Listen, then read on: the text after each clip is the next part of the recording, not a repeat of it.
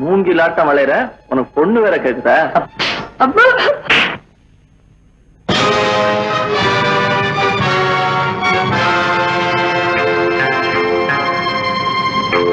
பாருங்க, இந்த சீன்ல சண்டை போட்டுக்கிட்டு இருக்காங்க.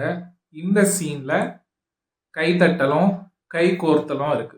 இந்த உலகம் ஒரு நாடக மேடை. ரஜினி சார் வந்துட்டு கமல்ஹாசன் சார அடிச்சிருந்தா அவரை ஜெயில தான் போட்டிருப்பாங்க. இப்படி மேடையில ஏத்தி பாராட்ட மாட்டாங்க. ஏன்? நல்லா நடிச்சிருக்கிறதுனால. எத்தனையோ மகான்கள் சொன்னாங்க இந்த உலகம் ஒரு நாடக மேடை. நம்ம நடிக்கிறோமா வாழ்றோமா? வாழ்றதுக்கும் நடிக்கிறதுக்கும் என்ன டிஃபரன்ஸ்? நடிக்க சொல்றோமா? அது கிடையாது. நம்மளை சுத்தி இருக்கிறவங்க நமக்கு ஏதோ ஒரு தப்பு பண்றாங்க அப்படின்றப்போ நீங்க அங்க ரியாக்ட் ஆகாதீங்க. இது எதுவுமே பர்சனலா எடுத்துக்காதீங்க. மேலுலகத்துக்கு போனா இது ஒரு நாடக மேடை அப்படின்றத புரிய வரும் அப்படின்றதுக்காக தான் எல்லா மகான்களும் ஞானத்தை கொடுக்கறது.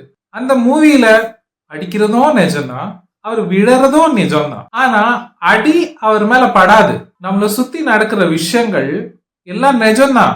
அத நம்ம மாயையாவும் நாடக மேடையாவும் பார்க்கும்போது நம்மள எதுவும் தாக்காது. நம்மள தொடாத வரைக்கும் யாரும் நம்மள எதுவுமே பண்ணல. அப்ப ஏன் நமக்கு இவ்வளவு உணர்ச்சி எல்லாம் வருது? முக்கியமான காரணம் மாயை, மைண்ட் பிளே.